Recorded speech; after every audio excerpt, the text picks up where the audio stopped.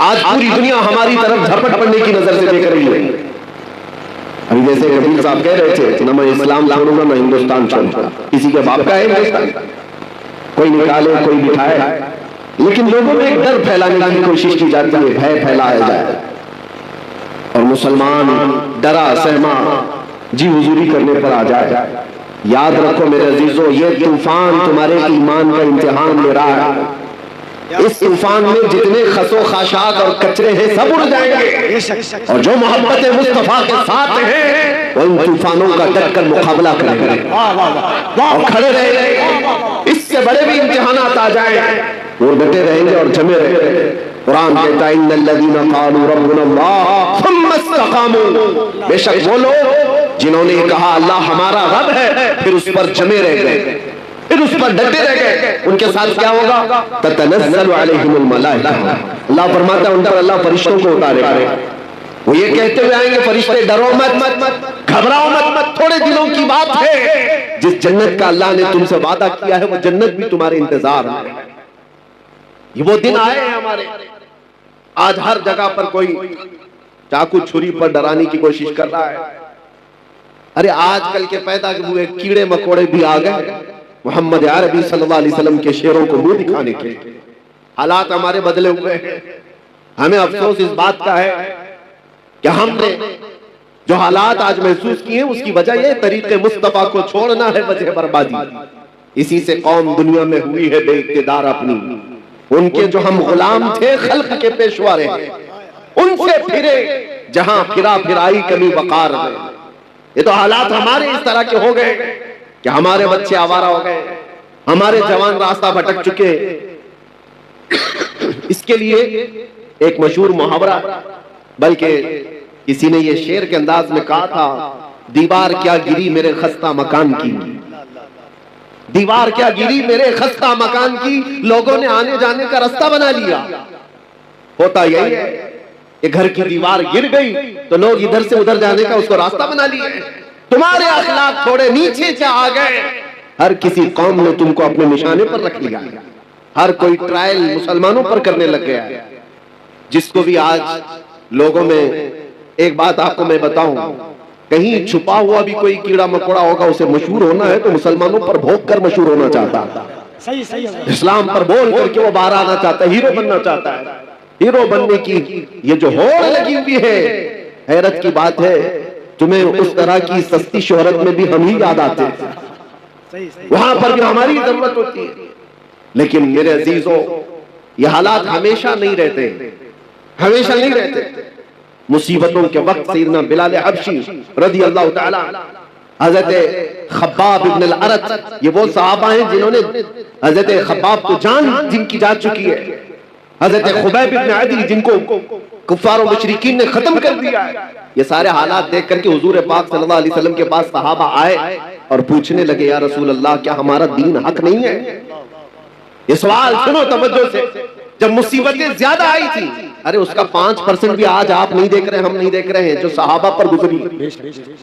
Mob lynching नहीं होती थी उस वक्त, मॉब लिंचिंग भी हुई है, सिर्फ मर्दों की नहीं, औरतों की भी, बच्चों की भी, बेहिसाब उस वक्त कत्ल भी हुए।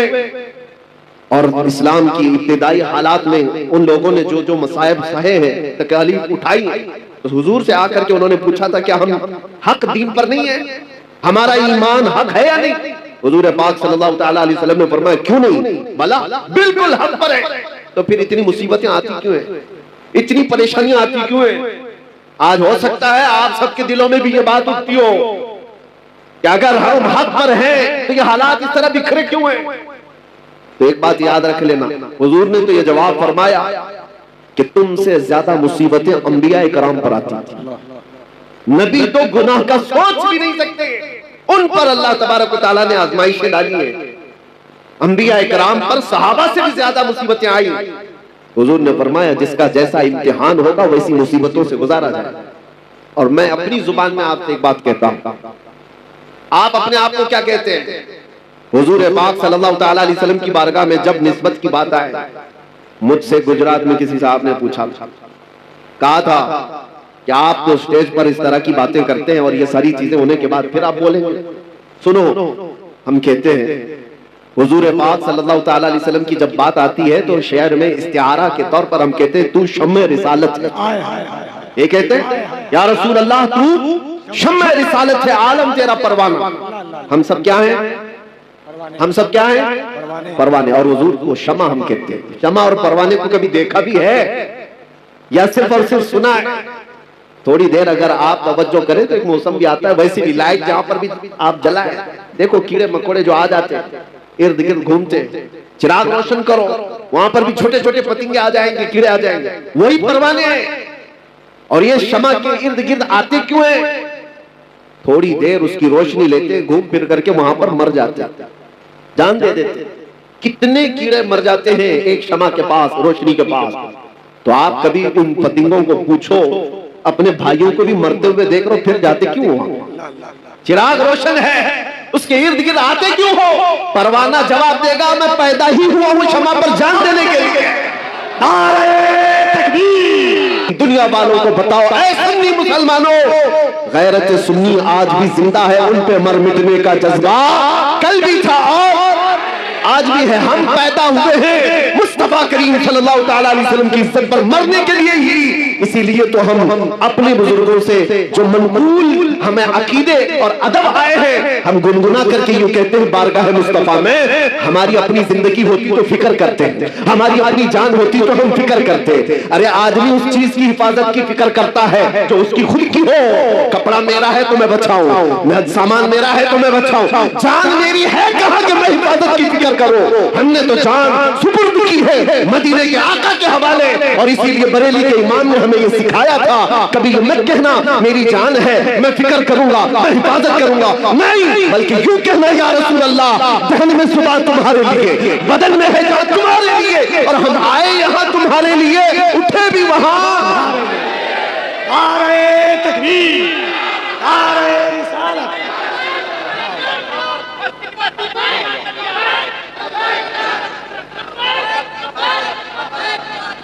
आप तवज्जो करें, हम आए यहां तुम्हारे लिए और उठे भी वहां। अरे वो परवाह करें जिसे मरने का डर हो। और दूसरी बात ये भी मैं बताऊं, आपको डर किस चीज का बिठाया जा रहा है? किस चीज से खौफजदा हो? भागते किस चीज से हो? सबसे लास्ट इस दुनिया में कुछ होने वाला है तो मौत है।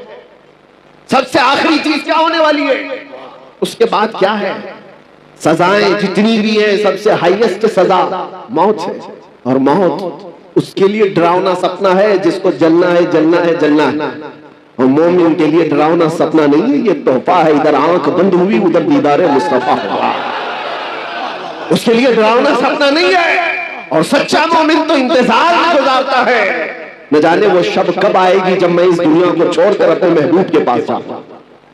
हाँ मेरे अजीजों, हम वो लोग नहीं है। इसीलिए इकबाल ने कहा था, अंग्रेजों ने परख करके देखा था तुम्हारी तबीयत को, और उसके बाद ये जुमला कहा था, ये फाका कश मौत से डरता नहीं जरा, ये फाका कश मौत से डरता नहीं जरा। हकीकत है ये, अंग्रेजों ने जो कहा था, ये भूखे रहते प्यासे रहते। फाका कश किसको कहते हैं? महीनों से इनके घर में रोटी नहीं आती, कपड़े के मोहताज है, घर की छत नहीं है, लेकिन मौत से डरता नहीं है। कौन सी चीज है जो इसे निडर बनाकर रखी हुई? कौन सी चीज है जो इसे बेखौफ बनाकर रखी है? अंग्रेज कहता है रूह मोहम्मदी इसके बदन से निकालता, रूह मोहम्मदी। सारी दुनिया इसी के चक्कर में है कि वो रूह मोहम्मदी जो इनके पास है उसे निकालता। आखिर हद तक मेरे अजीजों, दुनिया जिस चीज की कोशिश करती रहेगी वो यही है। आपको क्या लगता है वो तुम्हारे रोटी कपड़ा लत्ता जगह मकान इसके दुश्मन है? नहीं, आला हजरत फरमाते हैं कि तुम्हारी जो दुश्मनी है, तुम्हारे सिलसिले में शैतान जिस चीज से परेशान है वो क्या है? आंख से काजल साफ चुरा ले, या वो चोर बला के तेरी गठरी ताकी है और तूने नींद निकाली है। तुम्हारी गठरी ही देखी गई है। चोर जो है ना, देखता है मजमे में किसके पास है माल और उसी की जेब पर नजर रखता है, और हर एक को देखता भी नहीं। इसीलिए मेरे अजीजों, आपके ऊपर नजर इसलिए है शैतान की कि गठरी में मोटा माल दिख रहा है, बड़ा माल उसको दिखता है, इसीलिए सारी की सारी ताकत सुन्नियों पर लगाई जाती है। और जहां भिखारी लोगों कुछ ही ना हो, उनका कौन दुश्मन है? उनका कौन दुश्मन है? उनके पास चोर को मिलना क्या है? और इसी वजह से लोग ये कहते हैं कि वो लोग तो इतने नमाजी हैं, 40-40 दिन चले जाते हैं, पूरी पूरी जमात लेकर के भी कुछ नहीं होता, कहीं कोई प्रॉब्लम नहीं होता। और हम जो है 4 लोग भी जाएं तो हमको पता नहीं कितने बैरिकेडिंग से क्रॉस करना पड़ता है। हमारे साथ भी मामला था। और एक साहब, उनकी भी बात मैं आपके सामने रख रहा हूं, ऑफिसर, मैंने कहा साहब इतनी बड़ी बड़ी जमातों को आप कुछ नहीं कहते, मैं अकेला आदमी, मेरे आगे पीछे कुछ भी नहीं, और सारे संतरी सारे पहरेदार मेरे पीछे लगा देते हो। कहा वो बेजरर है, वो बेजरर है, जुमला था, वो नुकसानदेह नहीं है, नुकसानदेह नहीं है, वो कहीं पर भी जा सकते हैं, ताकि वो इजराइल में भी जा सकते हैं, कोई मसला नहीं। आपसे प्रॉब्लम है। कहा क्यों? आपसे प्रॉब्लम ये है कि वो बोलते कुछ नहीं और बोलते आप सबसे ज्यादा। तो कहा मेन मसला बोलने का, समझ में यही आया बोलने का। तब फिर हमने आपको एक बात उनको ये कहा, आपकी सिक्योरिटी, आपकी अमन और शांति सब मुबारक हो, अगर बोलने में कंप्रोमाइज करने ही पर वो सारी छूट मिल सकती है तो 1000 बार मार दो, हमको वैसी छूट की जरूरत नहीं है।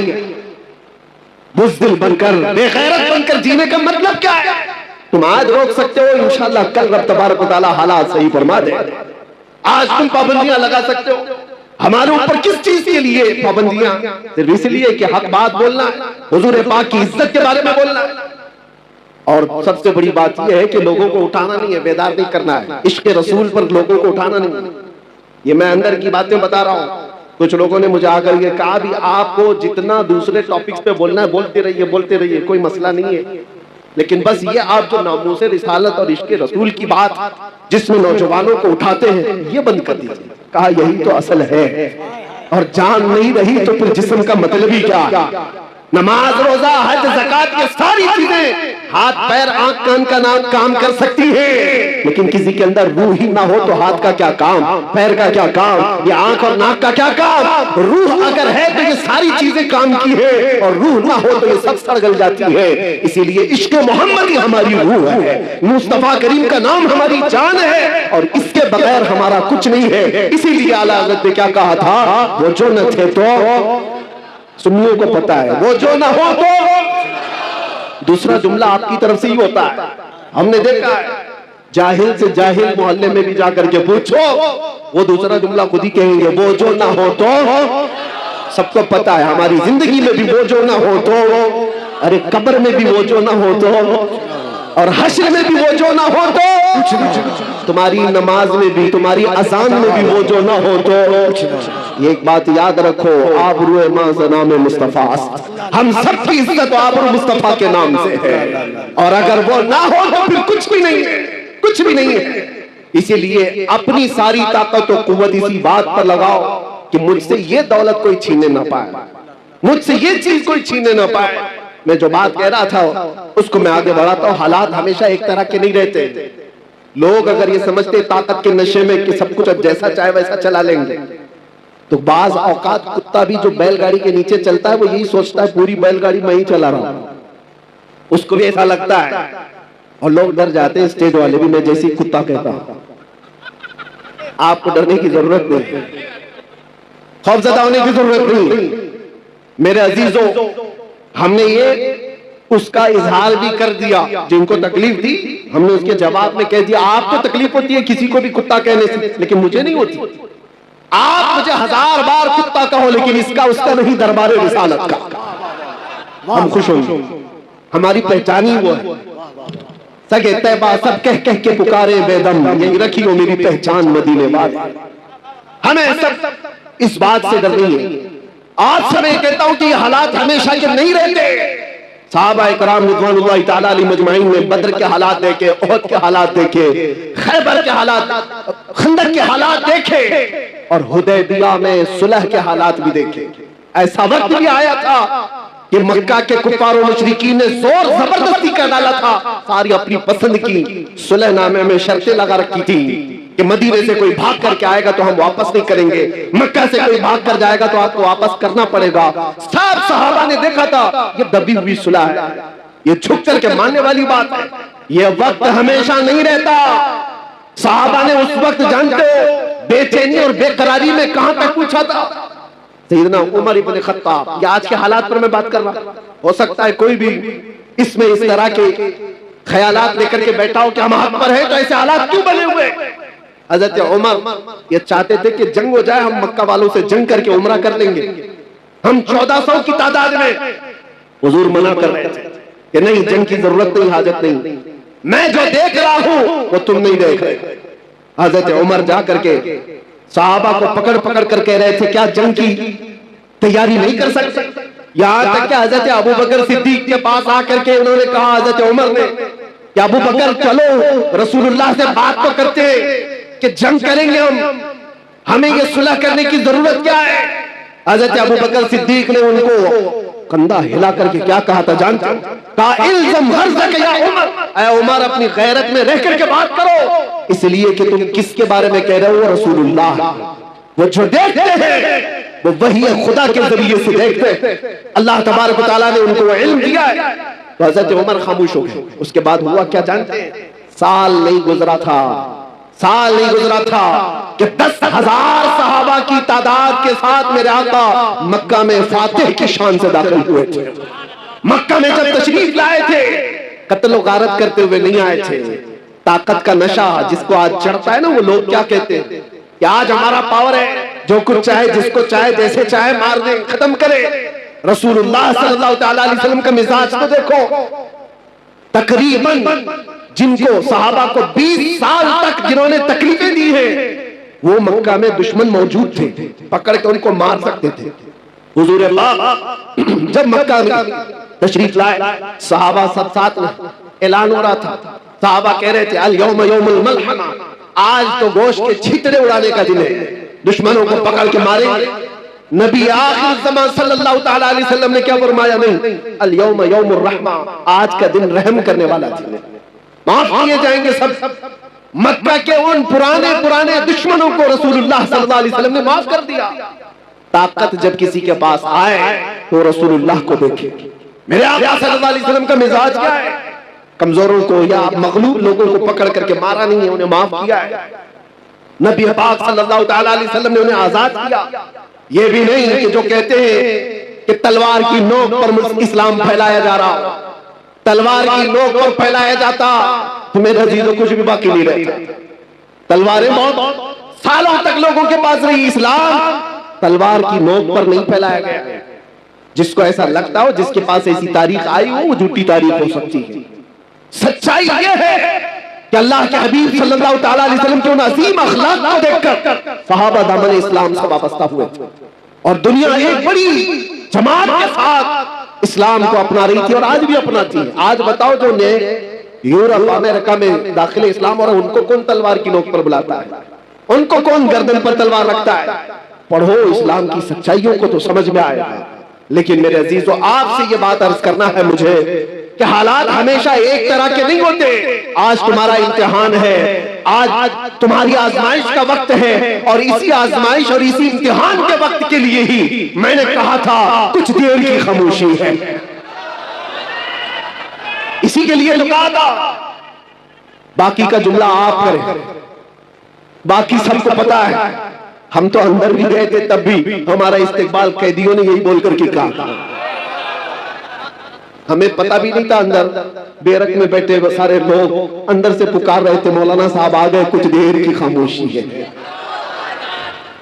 मेरे अजीजों, इस बात को मैंने इसलिए कहा था कि हालात अगर बुरे हो तो कुछ देर की बात है। रात हमेशा नहीं रहती, सुबह हो ही जाती। ऐसा नहीं है कि अंधेरा ही अंधेरा रहेगा। सुबह को तुलू होना है और सूरज को निकलना है। आपका इम्तिहान है और आपकी आजमाइश है। आप में से कितने ऐसे लोग हैं जो नामूसे मुस्तफा सल्लल्लाहु तआला अलैहि वसल्लम के लिए खड़े रहते हैं और कितने ऐसे हैं जो बिक जाते हैं। ये आज देखा जाएगा। हमने देखा है बहुत सारे लोगों को, वो आते भी हैं, जाते भी, हमारे आसपास भी। ये वो हवाओं वाले लोग हैं जिनको अहमद अली साहब अभी कह करके गए। कुछ लोग वो हैं जो जी हुजूर से आगे नहीं गए, उनकी किस्मत में होगा। लेकिन आप एक बात याद रखो, आपने अपनी जान और अपना ईमान रसूलुल्लाह को समझा है, तो इस बारे में किसी से समझौता करने की जरूरत नहीं है। अपनी आइडेंटिटी के साथ रहो, इंशाअल्लाह सब खैर होगा। अल्लाह कादिर मुतलक है, मालिकुल मुल्क जुल जलाली वल इकराम है। बड़े से बड़े आए इस रुए जमीन पर जिन्होंने खून की नदियां बहाई है, बड़े से बड़े तुर्रम खां आए, लोगों की खोपड़ियों से मीनार बनाए, लेकिन क्या वो हमेशा के रह गए? उनका भी अंजाम खतरनाक हुआ। फिरौन भी गर्क हुआ है, नमरूद भी मर गया है, कोई बाकी नहीं रहा। यूनान और मिस्र, रोमा सब मिट गए जहां से, बाकी मगर है अब तक नामो निशान हमारा। तौहीद की अमानत सीनों में है हमारे, आसान नहीं मिटाना नामो निशान हमारा। और कुछ बात तो है कि मिटती नहीं हस्ती हमारी, कुछ बात तो है कि मिटती नहीं हस्ती हमारी। सदियों रहा है दुश्मन दौरे ज़मा हमारा। और आप सबको ये बात मैं कह के जाता हूं कि आप तमाम हजरात के पास जो दौलत ईमान है, इश्क मुस्तफा की दौलत है, ये इतनी बड़ी दौलत है कि इसके बाद फिर आपको डर और खौफ की जरूरत ही नहीं। आला हज़रत कहते खौफ न रख रज़ा जरा, तू तो है अब्द मुस्तफा, तेरे लिए अमान है, तेरे लिए अमान है। असल जिंदगी कौन सी है आप मुझे बताओ, इस दुनिया की या आखिरत है? पूरे मुसलमानों का अकीदा यही है, आखिरत की जिंदगी वही असली जिंदगी है, मरने के बाद की जिंदगी वही असली जिंदगी है, वो नॉन एंडिंग है, खत्म होने वाली नहीं है। उस जिंदगी की तैयारी करना चाहिए या इस जिंदगी की? मुझे बताओ। आखिरत की, तो आखिरत की जिंदगी अगर चाहते हो तो आओ। आखिरत का मैदान, वो महशर का मैदान, वो किसी के बाप दादाओं का नहीं है। यहाँ के बादशाह हो, यहाँ के तुर्रम खां हो, सबके सब जूतों की नोक पर आ जाएंगे जिन्होंने घमंड किया है, जिन्होंने तकब्बुर किया है। अल्लाह ताला क़यामत के दिन पुकार करके कहेगा, ऐनल मुतकब्बिरून, कहाँ है वो घमंड करने वाले लोग, कहाँ है वो जुल्म करने वाले लोग? उनको चूंटियों की तरह लाया जाएगा, उनकी कोई वकात नहीं। और जो उनकी जी हुजूरी में है वो भी सुन ले, उनका दामन, उनकी चप्पल उठाकर चलने वाले वो भी सुन ले। तुम्हारा भी हशर उनके साथ ही होगा। फिरौनों के साथ चलते थे तो फिरौनों के साथ जहन्नम में जाओगे। अगर नमरूदों की जी हुजूरी करते थे तो वहां पर भी तुम्हारा शुमार उनकी ही जमात में होगा। लेकिन जो बंदा यहाँ मुस्तफा करीम की इज्जत पर पहरा देता था, मुसीबतें सहता था, क़यामत के दिन उसे पुकारा जाएगा, कहाँ है वो महबूब की उम्मती, कहाँ है वो जमात जो दुनिया के जुल्म सितम सह करके आई है? और उस दिन हम देखेंगे मेरे अज़ीज़ों, उस दिन हम देखेंगे अर्श हक है, मुस्नद रिफ़ात रसूलुल्लाह की, देखनी है हश्र में इज्जत रसूलुल्लाह की, और हम रसूलुल्लाह के, जन्नत रसूलुल्लाह।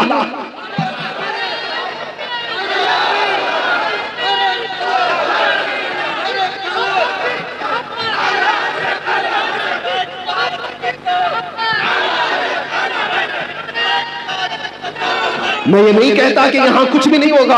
अल्लाह तबारक व तआला अगर यहाँ मदद फरमाए तो फिर तुम पर कोई गालिब भी नहीं आए। कुरान में अल्लाह फरमाता है, यंसुरकुमुल्लाह फला गालिब लकुम, अगर अल्लाह तुम्हारी मदद करे तो कोई भी तुम पर गलबा नहीं हासिल कर सकेगा। व इन यख़ज़ुलकुम फमन ज़ल्लज़ी यंसुरकुम मिन बअदी, और अगर अल्लाह तबारक व तआला तुम्हें छोड़ दे तो फिर उसके बाद कोई और मदद भी नहीं कर सकेगा। यहाँ की बात भी है, मायूस न हो, घबराओ मत। अल्लाह ताला ने जो वादा फरमाया वो बरहक है। अगर तुम आखिरत के लिए जीते हो तो फिर तुम्हारी जिंदगी कामयाब है। डरो मत, थोड़ी मुसीबतें सह करके यहाँ से निकलना ही। आज या कल हम रखते सफर बांध लेंगे। कुछ वो लोग हैं जो पिछले साल तुम्हारे साथ थे, वो आज जा चुके। हो सकता है हम में से जो आज बैठे हैं अगले साल वो न रहे, अगली सुबह भी न रहे, किसी का भरोसा नहीं। हम सब मुसाफिर हैं, चल रहे हैं और निकल जाएंगे। अगर आखिरत की जिंदगी हमेशा की समझते हो, आखिरत का तस्वुर तुम्हारे दिल दिमाग पर हावी है, तो फिर यहाँ की इन तमाम चीजों पर नजर मत रखो कि क्या जा रहा है यहाँ पर। बस अपना ईमान बचा करके रखो और इज्जत तो उस दिन देखनी है। फकत इतना सबब है इन इकादे बज़्म महशर का। और आपको मैं बताऊं, एक सहाबी है हजरत अनस रज़ियल्लाहु ताला, सबके लिए है यह हदीस। वो कहते हैं एक ऐसी हदीस है जिसको सुनने के बाद मुझे जिंदगी में सबसे ज्यादा खुशी हासिल हुई। हजरत अनस कहते हैं, कौन सी है? हुजूर पाक सल्लल्लाहु तआला अलैहि वसल्लम से हजरत अनस ने पूछा, या रसूल अल्लाह सल्लल्लाहु तआला अलैहि वसल्लम, क़यामत का हाल क्या होगा? हुजूर ने फरमाया, अल मरउ मअ मन अहब्ब। हुजूर फरमाते हैं, ऐ अनस, दुनिया में जो जिसके साथ मोहब्बत करता था, क़यामत के दिन भी वो उसी के साथ उठाया जाएगा। ऐ लोगों, किसी लैला के मजनू बनने की जरूरत नहीं। हाँ, ये झूठे आशिक हैं, ये झूठे आशिक हैं। जो हमारे पास कितने किस्से हैं ऐसे। ये नौजवान ये समझते हैं इश्क मोहब्बत वगैरह ये सारी चीजें लड़के लड़की की हैं, बस काफी है, इसी में अपनी जिंदगी गुजार देंगे। तुफ है, अल्लाह ने वैसे भी जोड़े लिखे हैं, सबके हिस्से में आ ही जाएगी इंशाअल्लाह। लेकिन उसके लिए ये जो मजाजी इश्क का ढोंग है, अरे तेरे चांद लेके आऊंगा, तारे लेके आऊंगा, आसमानों से वो तोड़ लाऊंगा। महबूबा को बोलता रहा, कितनी महबूबाएं शादी के बाद हमसे आकर शिकायत करती हैं, अब तो राशन आटा दाल भी नहीं लाता, ये तो तारे लाने वाला था, ये तो चांद लाने वाला था। ये मजाजी इश्क के दावे हैं, फजूल हैं, कुछ नहीं होते। हाँ, हकीकी इश्क वो है, तुमने एक बार मेरे मुस्तफा से कहा या रसूल अल्लाह, लब्बैक या रसूल अल्लाह कहा। वो रसूल पाक सल्लल्लाहु अलैहि वसल्लम इतने खैरतमंद हैं कि दुनिया में भी तन्हा होने नहीं देते, कब्र में भी तन्हा होने नहीं देते, और हश्र में भी हाल ये है। मेरे आका फरमाते हैं, एक कंधे पर मेरी चादर होगी, वो गिर रही होगी, मैं उसको एक हाथ से संभाल रहा होगा और दूसरे हाथ से मेरे उस आशिक उम्मती को पकड़कर जन्नत में ले जा रहा होगा। जो न भूला हम गरीबों को रजा, याद उसकी अपनी आदत कीजिए। अरे गैर नत्थु खेरे का जिक्र करने की जरूरत ही नहीं, हम रसूलुल्लाह के जन्नत रसूलुल्लाह की और देखनी है हश्र में, उस दिन का इंतजार करो मेरे अजीजों। क्या मंजर है, वो क्या माहौल है, आपने सुना भी होगा हदीसों में और उलमा से बयान में सुनते होंगे। ये उम्मत, ये मखलूक आदम अलैहिस्सलाम के पास जाती है अपनी सिफारिश के लिए। आदम अलैहिस्सलाम भेजते हैं नूह अलैहिस्सलाम के पास, इज़हबू इला गैरी, मेरे अलावा किसी और के पास जाओ। नूह अलैहिस्सलाम दूसरे नबी के पास भेज रहे हैं, ऐ मखलूक खुदा, ऐ इंसानों का हुजूम, जाओ किसी और नबी के पास, आज मेरे ही लिए मसला है, नफ्सी नफ्सी का वो जिक्र कर रहे हैं। ये सुना है ना हदीस आपने, 1,24,000 कमो बेश अंबिया इकराम के पास ये उम्मत, बल्कि ये पूरी इंसानियत घूमती रही सिफारिश करवाने के लिए कि अल्लाह हमारा हिसाब तो शुरू कर दे। अल्लाह ताला जलाल में है, अल्लाह का कहर और उसका गजब, अल्लाह तबारक व तआला अपने कहर और गजब में है। सारी मखलूक खुदा सारे नबियों के पास घूमती रही, फिर आखिर में आती कहां पर है, ये इंसानियत जमा कहां होती है। मैं ये नहीं कह रहा कि ये सिर्फ मुसलमान जाएंगे, ये हदीस में है आदम अलैहिस्सलाम से लेकर क़यामत तक पैदा होने वाले तमाम इंसान जाएंगे, चाहे वो काफिर हो, चाहे वो मुशरिक हो, चाहे वो कोई भी हो, सबके सब साथ मिलकर के नबियों के पास घूमेंगे, क्योंकि हिसाब ही नहीं शुरू हुआ है। आखिर में आएंगे मेरे मुस्तफा के पास और नबी आखिर ज़मान सल्लल्लाहु अलैहि वसल्लम को सारे लोग मिलकर के कहते हैं, आप हबीबुल्लाह हैं, आप अल्लाह के महबूब हैं, हमारी सिफारिश कर दीजिए। अल्लाह के नबी ने वो नहीं कहा जो दूसरे नबियों ने कहा, मेरे अलावा दूसरे नबियों के पास जाओ, बल्कि आखिरी रसूल ने ये कहा, अना लहा, मैं इसी के लिए तो इंतजार कर रहा था, मैं इसी के लिए हुआ तुम्हारी शफाअत के लिए। मेरे आका सल्लल्लाहु अलैहि वसल्लम सजदे में गिर करके अल्लाह की हम्द बयान करें। रब ताला फरमाता है, ऐ महबूब अपना सर उठाओ, जिसकी सिफारिश करोगे कबूल की जाएगी। मैं आपसे पूछता हूँ, तवज्जो, मैं आपसे पूछता हूँ कि ये सारा मंजर आपको भी पता है कि सारे लोग कहाँ जाएंगे, आदम अलैहिस्सलाम के पास, नूह अलैहिस्सलाम के पास, इब्राहिम अलैहिस्सलाम के पास, इस्माइल अलैहिस्सलाम के पास, मूसा अलैहिस्सलाम, ईसा अलैहिस्सलाम, सबके पास जाएंगे। ये पहले से बताया गया है, बार बार सुनाया गया है। तो फिर मरने के बाद क़यामत के दिन डायरेक्ट रसूलुल्लाह के पास क्यों नहीं चले जाते? सबको मालूम है, सुन भी रखा है, अचानक होने वाली चीज थोड़ी ना, बचपन से सुनते आ रहे इस हदीस को। उस दिन ये सारे लोग जो सुने हुए हैं मुसलमान, ये भी डायरेक्ट रसूलुल्लाह के पास क्यों नहीं चले जाते? सबको पता है आखिर में वहीं से होना है। ये घूम रहे क्यों, इधर से उधर, उधर से इधर, इधर से उधर, उधर से इधर। उस दिन मेरे अजीजों मेमोरी निकाल ली जाएगी, दुनिया के तमाम मामलात याद नहीं रहेंगे, घुमाया जाएगा और आखिर में मेरे मुस्तफा के पास लाया जाएगा। क्यों? आला हजरत इस मंजर को बयान करते हैं। क्यों? इसलिए खलीलों ने जी मसीह सफी सभी से कहीं न बनी, खलीलों ने जी मसीह सफी सभी से कहीं न बनी। ये बेखबरी की खल्क फिरी कहां से कहां तुम्हारे लिए, फकत इतना सबर है इन इकादे बज़्म महशर का कि उनकी शान महबूबी दिखाई जाने वाली है। क़यामत के दिन भी उनकी शान महबूबी दिखाई जाने वाली है। ऐ सुनी मुसलमानों, अपने नबी आखिर ज़मान सल्लल्लाहु अलैहि वसल्लम की इज्जत पर मर मिटने वाले आप नबी पाक सल्लल्लाहु अलैहि वसल्लम की इज्जत पर मर मिटने वाली कौम हो, तो फिर इंतजार करो, आखिरत में वह इज्जत सबके लिए रखी गई है। आखिरत में वह इज्जत हमें देखनी है। अर्श हक है, मसनद रिफात रसूलुल्लाह की देखनी है, हश्र में इज्जत रसूलुल्लाह की। आज तुम्हें कोई इज्जत दे रहा है नहीं दे रहा है इसकी परवाह मत करो, इज्जत देने की सर्टिफिकेट यह किसी के पास नहीं है। ये जो सारे मामलात हैं ये इंसानों के, आज जो आप देख रहे हैं, मैंने देखा है बुजुर्गों ने हमें ये तालीम दी है, ये जो मजमा इज्जत देता है ये थोड़ी ही दिनों में इज्जत खींच भी देता है। इनकी परवाह मत करो, इज्जत देने वाला अल्लाह रब्बुल इज्जत है और कुरान में फरमाता है वलिल्लाहिल इज्जतु वलिरसूलिही वलिलमुमिनीन। अल्लाह के लिए इज्जत है, रसूल के लिए इज्जत है और ईमान वालों के लिए इज्जत है। और जो लोग ये सोच रहे हैं कि दौलत में इज्जत हो जाए, शोहरत में बड़ी इज्जत है और खूबसूरती में बड़ी इज्जत है, ये कब तक की है जानते हो? कब तक की है? हमने बड़े बड़े खूबसूरत लोग भी देखे, चेहरे पर झुर्रियां पड़ गई तो लोगों ने छोड़ दी। माल वाले भी देखे, जब गुर्बत आ गई, गरीबी आ गई तो दुनिया उनसे दूर हो गई। जो लोग आसपास घूमते फिरते थे सब कट गए। ओहदे वाले भी देखे, मनसब वाले भी देखे, मनसब पर बैठा हुआ मंत्री था, गुजरता था तो लोग सलाम मारते थे, खत्म हो गया तो अभी कोई खैरियत पूछने वाला भी नहीं। मनसब से इज्जत, दौलत से इज्जत, खूबसूरती से इज्जत, ये सिर्फ और सिर्फ टेम्पररी है, आर्जी है। ये दुनिया की तमाम चीजें हमने देखा है। जवानी पर, तुम्हारी ताकत पर जो इज्जत दे रहा है, ये सिर्फ और सिर्फ तुम्हारी खाम ख्याली है, इस धोखे में मत आना। हाँ, कायम रहने वाली, हमेशा रहने वाली इज्जत कौन सी है? वो पाउडर लाली से हासिल की हुई नहीं, वो दुनिया के जूते सीधे करके हासिल की हुई नहीं, वो दूसरे मनसब हासिल की हुई नहीं, वो इज्जत हमेशा बाकी रहती है जो कदमे मुस्तफा से होकर आती है, मेरे मुस्तफा की गुलामी से होकर के जो आती है, वो इज्जत हमेशा बाकी रहती है। यही तो वजह है कि हमने दुनिया में देखा, बूढ़ा हो जाता आदमी तो उसको साइड कर देते लोग कि चचा अब तुम्हारा काम नहीं है, तुम बैठो, अब तो जवान लोग काम करेंगे। बहुत बूढ़ा हो गया आदमी तो उसे तो फैसलों में नहीं ले रहे, मशवरे में नहीं ले रहे, अरे सनकी है, कुछ का कुछ कह जाएगा।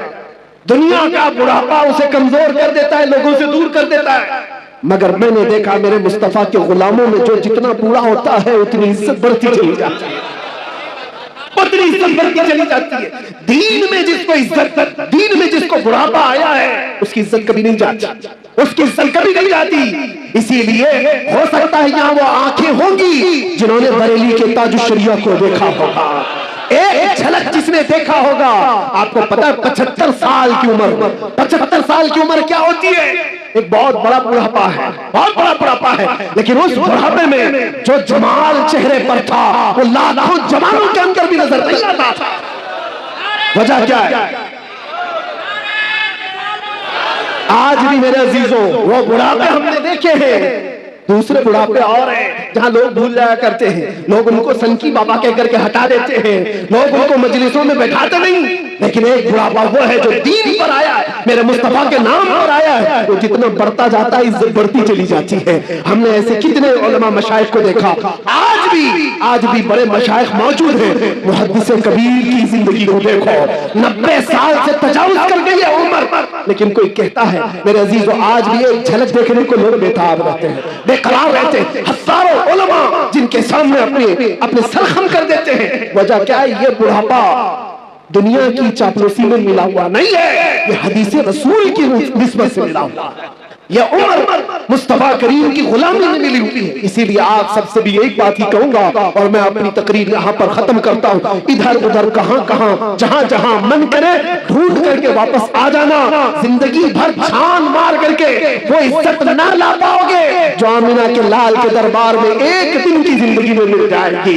इसीलिए हजारों दिन भी अगर तुम्हें मिले दुनिया की गुलामी में, हजारों दिन की गुलामी तुम्हें वो इज्जत नहीं दे सकती जो मेरे मुस्तफा के नामूस पर एक मिनट की जिंदगी अता कर सकती है। हमारे पास आज क्या है? दुनिया हमें चाहती क्यों है? ये सिमडेगा, ये झारखंड, ये बंगाल, कोई इलाका बचा नहीं जहां मैं गया नहीं। सारे इलाकों को देखा, टूट करके जो लोग चाहते हैं वो इसलिए नहीं कि हमारी पार्टी का नेता आया है या किसी जगह का अमीर आया है या किसी जगह का बड़ा आदमी आया है। नहीं, दुनिया सिर्फ और सिर्फ हमसे मोहब्बत इसलिए करती है जब निकल में थे तो कोई पूछता न था या रसूल अल्लाह तुमने खरीद कर हमें अनमोल कर दिया। या रसूल अल्लाह तुमने खरीद कर हमें अनमोल कर दिया, आ जाओ और इसी बात पर हम गुफ्तगू खत्म करते हैं कि मोहम्मद से वफा तूने तो हम तेरे हैं, ये जहां चीज है क्या लाहो कलम तेरे हैं, कुव्वत इश्क से हर बस्त को बाला कर दो, दहर में नामे मोहम्मद से उजाला कर दो। और दुनिया कुछ नहीं देती, कुछ नहीं देती, जितना देती उससे डबल ले लेती है। इसलिए आला हज़रत की इस बात पर कुर्बान जाओ, कौन देता है देने को मुंह चाहिए, अरे देने वाला है सच्चा, देने वाला है सच्चा हमारा नबी। लब्बैक या रसूल अल्लाह।